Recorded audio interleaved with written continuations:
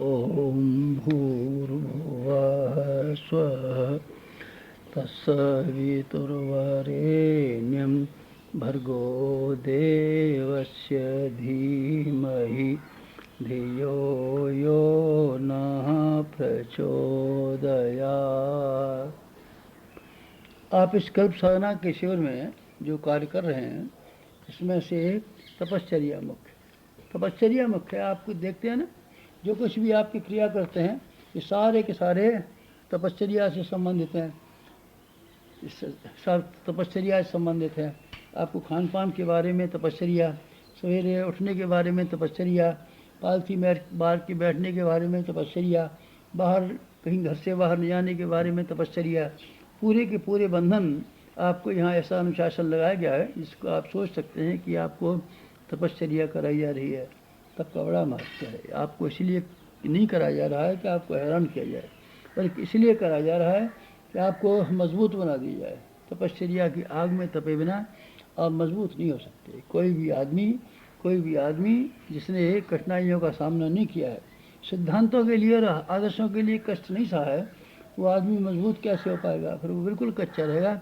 समय आते ही जब मुसीबत आ जाएगी तभी भाग खड़ा होगा और अपने संकल्पों सिद्धांतों को छोड़ देगा। आपको इस तपश्चर्या में यही कराया जा रहा है। आप जानते हैं ना, कच्ची धातुओं को परिशोधन करने के लिए भट्टी में तपाते हैं। भट्टी में नहीं तपाएं तब कच्ची धातुएं पक्की धातु, शुद्ध धातु नहीं बन सकती। ज़मीन में से लोहा निकलता है, मिट्टी मिला हुआ लोहा निकलता है। आप जैसा लोहा देखते हैं वैसा थोड़ी निकलता है। इसको भट्टी में डालना पड़ता है, तपाना पड़ता है, मिट्टी जल जाती है और साफ सुथरा लोहा बाहर निकल के आ जाता है। तब उसमें से और चीज़ें बनती हैं, काम की चीज़ें। अगर न तपाएँ तब फिर लोहा कच्चा रहेगा, कोई चीज़ नहीं बन सकेगी। ईंटें आप देखते हैं, ये ईंटें क्या है? मामूली मिट्टी है जो पानी में बरसते ही बह जाती है, लेकिन जब उसको तपा देते हैं आग में तो ईंट कैसी मजबूत बन जाती है। इमारतें बनाते हैं, मददों तक टिकी रहती है। पानी यही होता है ना जो आप लोग पीते हैं, लेकिन अगर इसको आग के ऊपर तपा दें तब फिर स्टीम बन जाती है, भाप बन जाती है। भाप से प्रेशर कुकर चल जाते हैं, भाप से रेलगाड़ियाँ चल जाती हैं। भाप से क्या नहीं हो जाता? ये क्या है? ये तपाने का परिणाम। रस और भस्में बनती हैं। इसमें क्या करना पड़ता है? अभ्रक भस्म, लोहा भस्म, सोना भस्म, चांदी भस्म, मकरत ध्वज वगैरह सब क्या चीज़ है? ये रासायनिक पदार्थों को जला करके, गर्म करके, तपाने के बाद में उनकी शक्ति को उछाला जाता है और उभारा जाता है। ये तपाने की बात हुई। सोने को तपाया नहीं तब सोना कच्चा रहे, कोई कीमत ही नहीं मिलेगी। कोई मना करें साहब मैं तपाने नहीं देंगे, तो बाज़ार में आप जाइए, कोई लेगा ही नहीं। सोने को तपा देने के बाद में न केवल उसकी चमक बढ़ जाती है, बल्कि उसकी मलिनताएँ दूर भी जाती हैं। न केवल दूर हो जाती हैं बल्कि उसकी साख बढ़ जाती है और तपाए हुए सोने का नकद पैसा मिल जाता है। बिना तपाए बिना संभव नहीं है। आपका व्यक्तित्व भी ऐसा है जो तपाने की अपेक्षा करता है। आपको तपना चाहिए और आपको तपाया जाना चाहिए। यही तप है जो आपको यहाँ स्कल्प साधना शिविर में कराया जा रहा है और आगे भी कराया जाएगा। अपने आप को संचित कुसंस्कारों के विरुद्ध बगावत लड़ाई लड़नी चाहिए। यही तो है गीता का महाभारत में भाई भाइयों की लड़ाई का किस्सा नहीं है। असल में ये भीतर हमारी जो अंतर्द्वंद हैं, हमारी जो कषाय कलमश हैं, यही वास्तव में दुर्योधन और कौरव हैं। इनको अपने पंच प्राणों की सहायता से इनसे लड़ाई लड़नी चाहिए और इनके सामने झुकना नहीं चाहिए, इनको भगा देना चाहिए। चाकू पर धार रखने से चाकू तेज हो जाता है ना। आदमी के ऊपर तपश्चर्या की धार रखने से उस चाकू की तरीके से पहना और तीखा हो जाता है। धुलाई रंगाई की बात कर कही थी। आपको धुलाई नहीं करेंगे, कपड़े की पिटाई नहीं करेंगे तो रंग कहाँ से आ जाए? बुआई जुताई की बात कही थी ना। ये सब आत्म विजय। अपने आप को अगर तपस्विया बना सकते हो तो फिर आपको ढेरों की ढेरों शक्तियाँ मिल सकती हैं। सिद्धियाँ जिनको कहती हैं वो तपश्चर्या के बिना नहीं मिल सकती हैं। साधना से सिद्धि मिलती है। साधना का मतलब आत्म संयम होता है, अपने आप का परिष्कार करना होता है। संसार में कितने बड़े काम हुए हैं। ये सब काम बड़े बड़े विजय जिन्होंने प्राप्त किए हैं वास्तव में आत्म विजय का परिणाम है। कि अपने ऊपर जी सकता है, आध्यात्मिक क्षेत्र में वही विश्व विजयी माना जाता है। संसार में तो चोर डाकू भी अपने अपने ढंग से तो बिठा लेते हैं, पर आध्यात्मिक जीवन, महानता का जीवन, शालीनता का जीवन, उन्हीं के लिए संभव है जो आत्म विजय प्राप्त कर लें, अर्थात अपने दोष और दुर्गुणों पर नियंत्रण प्राप्त कर लें। जो उसको नहीं कर सकेंगे उनके लिए बहुत मुश्किल हो जाएगी। आप भागीरथ को नाम जानते हैं। भागीरथ एक सामान्य से राजकुमार थे, लेकिन जब उन्होंने तपस्वी जीवन जिया तब उनके चमत्कारों को देखा। गंगा जी को स्वर्ग से उतार करके ज़मीन पर ले आए और उनका नाम, गंगा का नाम भागीरथ ही कहलाया। महान भागीरथ का अर्थ है राजकुमार भागीरथ नहीं, तपस्वी भागीरथ। तपस्वी भागीरथ बहुत शानदार था। राजकुमार भागीरथ बिल्कुल मामूली आदमी था। आपने दधीच का नाम सुना है। मामूली संत बाबा जी थे, लेकिन जब उन्होंने अपनी तपस्या से तपा लिया तो उनकी हड्डियाँ इतनी मजबूत हो गई कि उससे इंद्र का वज्र बनाया जा सका। और जो वृत्तासुर किसी भी हथियार से मरने वाला नहीं था, वो उससे मरा। किससे? दधीच की हड्डियों से। ये कैसे बात बनी? ये तपस्वी की बात कह रहा हूँ मैं। आपने श्रृंगी ऋषि का नाम सुना है। श्रृंगी ऋषि उन महात्मा का नाम है जिनके आशीर्वाद से राजा दशरथ संतानहीन थे और उन्होंने वेद मंत्र पढ़े थे और यज्ञ कराया था, तो 4 बच्चे पैदा हुए थे। 4 बच्चे किसने पैदा किए थे? यज्ञ ने नहीं किए थे, मंत्र शक्ति ने। मंत्र शक्ति ने, अरे भाई मंत्र शक्ति से भी नहीं, ऋषि ने, श्रृंगी ऋषि के बंदूक के ऊपर ये वेद मंत्रों के कारतूस रख के चलाए गए तो ही चले। बंदूक न हो तो क्या कारतूस चलेगा? तपस्वी न हो तो क्या मंत्र सिद्ध हो जाएगा? मंत्र सिद्ध होने के लिए, भगवान की उपासना करने के लिए आदमी का तपस्वी जीवन आवश्यक है। श्रृंगी ऋषि तपस्वी थे। उन्होंने जिंदगी भर में ये नहीं जाना महिला और श्रृंगी जिंदगी भर ये नहीं जाना जायकेदार पदार्थ क्या होते हैं। आश्रम में जो कंदमूल बन जाते थे उसी को खाते थे।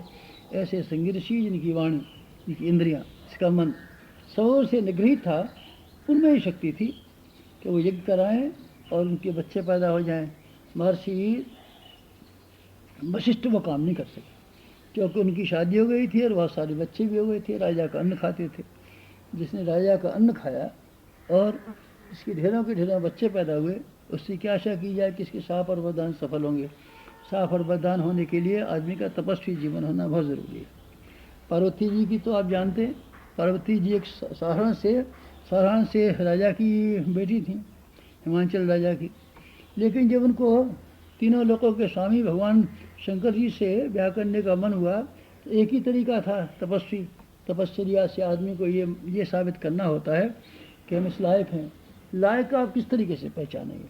किसी आदमी को हम कैसे जान पाएँ कि अच्छा आदमी है कि नहीं, प्रामाणिक है कि नहीं? इसका एक ही सबूत है कि उन्हें ऊंचे सिद्धांतों के लिए और मुसीबत उठाई है तो हम ये कह सकते हैं कि तपस्वी है। ऊंचे सिद्धांतों के लिए जिसने मुसीबत नहीं उठाई है उसके बारे में ये नहीं कहा जा सकता कि ये प्रामाणिक है। इस तरीके से पार्वती जी ने अपनी तपश्चर्या के द्वारा शंकर भगवान के सामने ये साबित कर दिया कि वो इस लायक हैं कि उनकी अर्धांगिनी बने। ये तपश्चर्या से संभव हुआ। और आपने कितनों के नाम सुने? ध्रुव का नाम सुना है ना। ध्रुव क्या हो गए थे?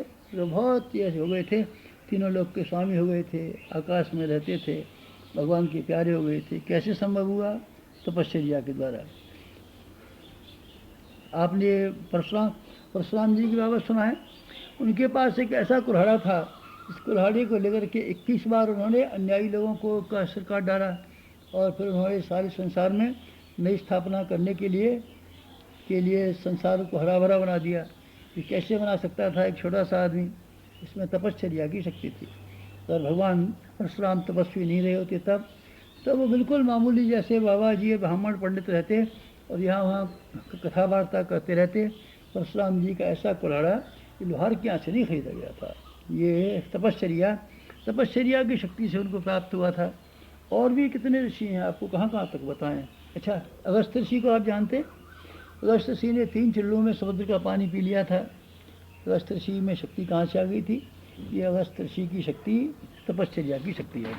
तपश्चर्या अगर आदमी कोई न करे तब शक्तिमान हो जाएगा? नहीं। तपश्चर्या जो नहीं कर सकता वो सामर्थ्यवान नहीं हो सकता, शक्तिशाली नहीं हो सकता। इसीलिए आपको यहाँ इस कल्प साधना शिविर में इसीलिए बुलाया गया है कि आप अपने आप को मजबूत बनाएं और तपाएं। तपाना न केवल शक्ति प्राप्त करने के लिए बल्कि इसलिए भी ज़रूरत है कि चारों ओर से आपके ऊपर जो हमले होते हैं उनके विरुद्ध आप लड़ाई लड़ें और अपनी बहादुरी का सबूत दें। आप देखते हैं ना चारों का वातावरण कैसा घिरा हुआ है। अगर आप लड़ाई नहीं लड़ें और हिम्मत नहीं दिखाएं और संघर्ष न करें तब, और तपस्वी न हो तब। तपस्वी का एक अर्थ लड़ने वाला भी होता है, संघर्षशील भी होता है। आपको ज़िंदगी में पग पग पर लड़ना पड़ेगा। मक्खियों से अगर आप नहीं लड़ें तब तो मक्खियाँ आपकी सब चीज़ को जहरीली कर देंगी और मुसीबत पैदा करेंगे। मच्छरों को भगाने का आप इंतजाम न करें तब मच्छर आपको काट खाएंगे और सारे शरीर को मलेरिया से ग्रसित कर देंगे। खटमल देखते हैं ना, पशुओं को आप जानते हैं ना, दीमक घर जुए घर में रहते हैं। ये दीमक के बारे में आप जानते हैं कितना नुकसान करती है। जो अनाज को खाने वाले घुन, शरीर को खाने वाले विषाणु, फसल को खाने वाले कीड़े, जंगली जानवर, बिच्छू, सांप, बर, अगर आप इनका मुकाबला न करें और इनको भगाने की कोशिश न करें और इनके साथ चुप बैठे रहें तब ये सब मिल करके आपके ज़िंदा रहना मुश्किल कर देंगे और आप जी नहीं पाएंगे। लड़ना तो पड़ता ही है आपको। ये तपस्वी का एक अर्थ अपने आप को लाखू बना देना भी है। चोर और चक्के, दुराचारी और व्यभिचारी अगर आपका सामना न करें, उनका मुकाबला न करें और उनको रोकते हुए नहीं आगे चलें तो ये आप समझ लीजिए ये सब मिल करके आपके ऊपर हमला बोल देंगे और आपको ज़िंदा नहीं रहने देंगे। इस दुनिया में ज़िंदा रहने के लिए बहुत सी चीज़ें ऐसी हैं जिनसे हमको लड़ाई करनी पड़ती है। आलस्य और प्रमाद को ही लीजिए। आलस्य और प्रमाद से आप अगर लड़ाई नहीं लड़ेंगे तब फिर आपका बहुत मुश्किल हो जाएगी। आलस्य और प्रमाद आपको खा जाएंगे। गंदगी से आप नहीं लड़ेंगे तब, गंदगी को बहारेंगे नहीं तब आपका शरीर, मन, कपड़ा और घर, इमारत सब गंदगी से भर जाएंगे। ये क्या है? ये तपश्चर्या है। बुराइयों के विरुद्ध लड़ाई लड़ना तपश्चर्या। और अपने भीतर की बुराइयों से लड़ने का तपश्चर्या। इसके अलावा एक और बात भी है। क्या चीज़? आपको उन्नति के लिए, आपको तरक्की करने के लिए अपनी योग्यता बढ़ानी पड़ेगी और सामर्थ्य संग्रह करनी पड़ेगी। ये कैसे हो सकता है? ये भी तपश्चर्या से होगा। अगर आप तपश्चर्या नहीं कर सकते, अर्थात अपने आप को संयम नहीं लगा सकते, अपने आप को पुरुषार्थ नहीं बना सकते, अपने आप को संघर्षशील नहीं बना सकते, तो फिर आपके लिए सफलताएं कहाँ से आएंगी? धन, बल, विद्या, कला वगैरह संपदा हैं, क्या किसी ने बिना परिश्रम के कमा ली है? बिना पुरुषार्थ के कमाई जा सकी? ना, कमाई नहीं जा सकी। उन्नति जो पुरुषार्थ करना पड़ता है उन्नति के लिए, उस उन्नति के लिए किए हुए पुरुषार्थ का नाम भी तप है। तप कई तरह के होते हैं। आपको अपनी अपेक्षावृत्ति से लड़ना पड़ेगा। अपनी भीतर बार बार निराशा जो आपको दबोच लेती है उसके विरुद्ध आपको लड़ना पड़ेगा। चिंतन में जो चिंताएं तरह तरह की और आशंकाएं, भय छाए रहते हैं, इनसे आपको अपने मन को सुधारना पड़ेगा। इन चीज़ों को ख़त्म करना पड़ेगा। अभ्यस्त ढर्रा। कैसा अभ्यस्त ढर्रा? जो ज़िंदगी हम जीते हैं वो ऐसी ज़िंदगी है कि हम क्या करें आपसे। ऐसी ज़िंदगी, ढर्रे की ज़िंदगी जिसमें न बुराइयों से नाराज़गी है, न अच्छाइयों से मोहब्बत है। ऐसी एक घिसी पिटी ज़िंदगी, वाहिया सी ज़िंदगी, कुंवर सी ज़िंदगी हम जी रहे हैं। इस ज़िंदगी की जो वर्तमान परिस्थितियाँ हैं इससे आपको लड़ना पड़ेगा। इसको तोड़ मरोड़ के एक और फेंकना पड़ेगा और इसके स्थान पर नई विचारधाराएँ, नई योजनाएँ कार्यान्वित करनी पड़ेंगी। अगर आप नहीं किए तो ढर्रे पर घूमते रहेंगे और ढर्रे पर घूमते हुए कोल्हू के बैल की तरीके से झांकता बने रहेंगे। संघर्ष नहीं करेंगे तो कैसे काम बनेगा? अनीति से लड़ने के लिए आपको प्रत्याक्रमण करना ही चाहिए। कांटे को कांटे से ही निकाला जाता है, विष को विष से ही मारा जाता है। भूसे का जवाब भूसा हो सकता है। इसीलिए क्या करना चाहिए? अनीति के विरुद्ध आप अगर तन के नहीं खड़ेंगे तो अनीति दिन दिन बढ़ती चली जाएगी और आपको ही नहीं बल्कि आपके सारे समाज को धीरे धीरे करके निगलती चली जाएगी। फिर आप ऐसी परिस्थिति में आ जाएंगे अपने समाज को, सबको हैरानी में डाल दें। इसलिए तपश्चर्या, जिसका अर्थ होता है अपने आप को तबा डालना, मजबूत बना देना, लड़ाकू बना देना, संघर्षशील बना देना, साहसी बना देना, ये गुण अपने भीतर तो आप पैदा कीजिए। प्राचीन काल में तपश्चर्या को बहुत महत्व दिया जाता था। विद्यार्थियों के लिए गुरुकुल खुले हुए थे। गुरुकुलों में केवल पढ़ाई नहीं होती थी। आप ये सोचते हैं केवल पढ़ते रहते थे, नहीं, वहाँ तपस्वी जीवन का आरंभ से अभ्यास कराते थे, कठिन जीवन का, कठोर जीवन का। बच्चे गौएँ चराते थे, बच्चे लकड़ी लाद के लाते थे, बच्चे सब मिलजुल करके अपने गुरु के आश्रम के खेतों को और बगीचे को रखवाली करते थे, उगाते थे। ये इनकी मेहनत भी लगती थी। ये क्या है? ये तपश्चर्या है। प्राचीन काल में प्रत्येक बच्चे के लिए ही था। और आध्यात्मिक जीवन में प्रवेश करने वाले को भी ये करना पड़ता था। आरण्यक जितने बने हुए थे वो ढलती अवस्था में अपनी आध्यात्मिक उन्नति के लिए, निवास करने के लिए आरण्यक बने हुए थे। और आरण्यकों में क्या होता था? आरण्यकों में तपस्वी जीवन जीना पड़ता था, निगृहित जीवन, अनुशासित जीवन। अनुशासित अगर आप जिए तब तो आरण्यक की तप साधना आपके लिए राम नाम और मंत्र और जप और तप सब में काम आ सकती है। लेकिन अगर आपने तपस्वी जीवन नहीं जिया, विलासता का जीवन जिया, मौज मजे का जीवन दिया और ऐसा जीवन जिया जैसे कि बड़े आदमी और संपन्न और स्वार्थी और निष्ठुर जीते रहते हैं, फिर आप एक बात यकीन रखिए, फिर आप ये ख्याल निकाल दीजिए कि हमको ये पूजा करने से ये लाभ मिल जाएगा, भजन करने से ये लाभ मिल जाएगा, और ध्यान करने से ये लाभ मिल जाएगा और हमारी कुंडली जग जाएगी। यहाँ पे कुछ नहीं जगेगा। आप ज़िंदगी को ठीक नहीं करते हैं, आप समझते नहीं हैं।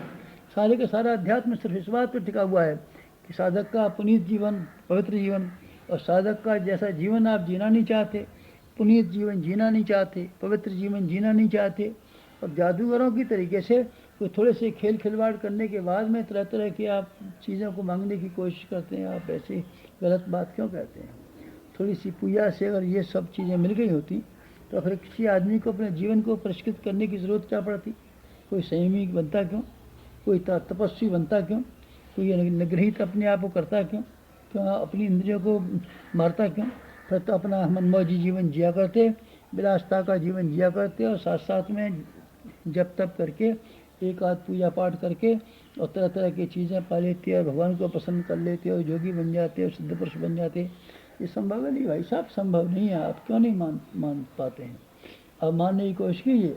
आदमी के भीतर से ये शक्ति का उद्भव होता है, ये केवल आदमी की तपश्चर्या की वजह से होता है। तपस्वी अगर आप हैं तो फिर आप चाहें जो कीजिए। भगवान राम को तपश्चर्या करनी पड़ी थी। विश्वामित्र ऋषि के आश्रम में गए थे, वहाँ तपस्वी जीवन जिया। इसके बाद में 14 वर्ष वनवास गए, फिर तपस्वी जीवन जिया। इसके बाद में भगवान राम को उन्होंने, गुरु वशिष्ठ जी ने देवप्रयाग बुला लिया था, पर जब तक जिए तब तक वहीं देवप्रयाग में हिमालय में रहे। फिर क्या हुआ? ये भी तपस्वी जीवन।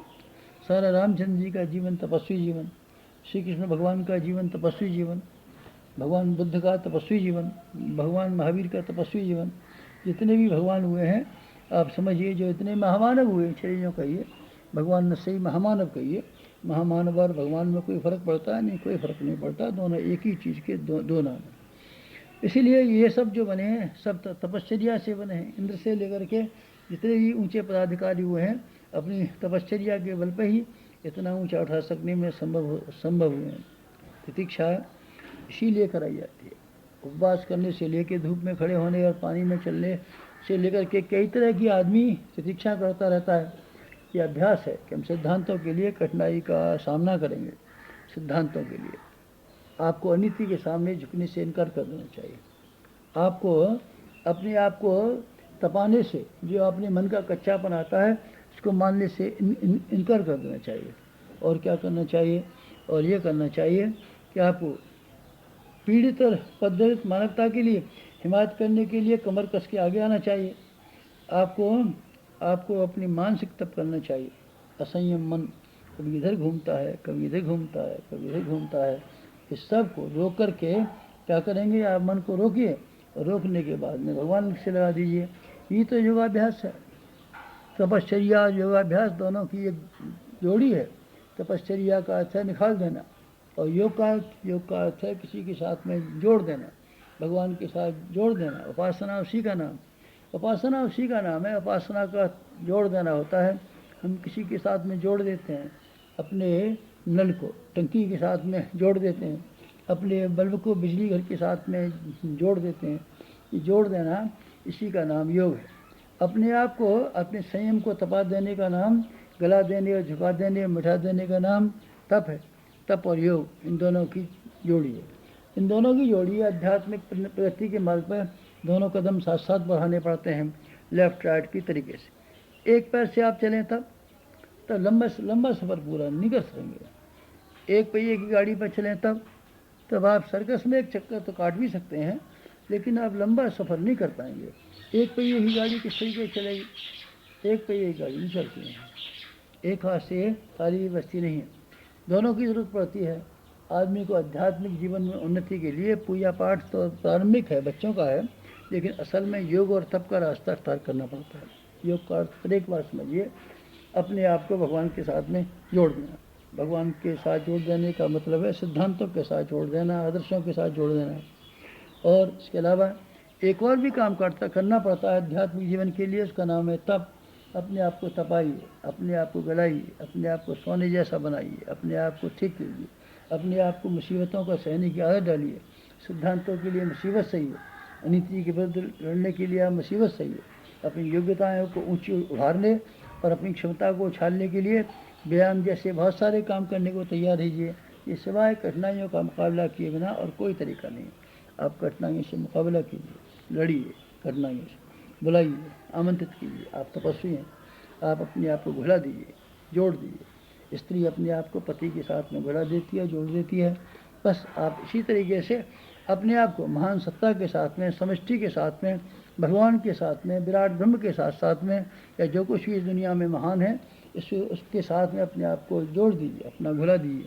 फिर देखिए आप योगी होते हैं कि नहीं और आप तपस्वी होते हैं कि नहीं। कोई तपस्वी और टेक्निक नहीं है, नाक में से रस्सी निकालेंगे और एक टांग से खड़े हो जाएंगे। भाई साहब ये टेक्निक नहीं है। अपने मन को और जीवन को एक ढर्रे में, खास तौर के ढर्रे में ढांस लेने का नाम योग भी है, तपस्वी भी है। आप योगी बनिए, तपस्वी बनिए।